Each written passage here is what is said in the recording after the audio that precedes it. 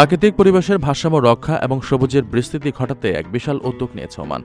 দেশটির আল জাহিরা প্রদেশের পরিবেশ কর্তৃপক্ষ সম্প্রতি 10 লাখ বন্য গাছের বীজ রোপণের একটি বৃহৎ কর্মসূচি বাস্তবায়ন করেছে। প্রদেশের বিভিন্ন অঞ্চলে এই বীজ রোপণ করা হচ্ছে।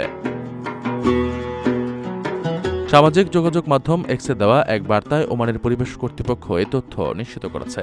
মূলত উদ্ভিদ আচ্ছাদন বা সবুজের সমারোহ বৃদ্ধি, জীববৈচিত্র্য সংরক্ষণ এবং প্রাকৃতিক সম্পদের টেকসই ব্যবহার নিশ্চিত করার লক্ষ্যেই এই সময়োপযোগী পদক্ষেপ নেওয়া হয়েছে। এই কর্মসূচির আওতায় মরুভূমির শুষ্ক পরিবেশের সঙ্গে মানানসই বিভিন্ন স্থানীয় প্রজাতির গাছের বীজ বপন করা হচ্ছে। রোপণ করা এসব বীজের মধ্যে বিশেষভাবে উল্লেখযোগ্য হল সিদর, সমর, গাফ, রামদ এবং কুর্থ নামের বন্য গাছগুলো। এসব গাছ ওমানের রুক্ষ ও শুষ্ক প্রকৃতির সঙ্গে খাপ খাইয়ে দ্রুত বেড়ে উঠতে পারে।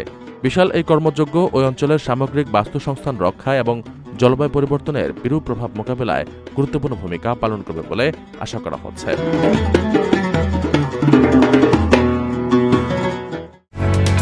ওমানের সেরা রেট দিচ্ছে বাংলাদেশি প্রতিষ্ঠান গালফ এক্সচেঞ্জ।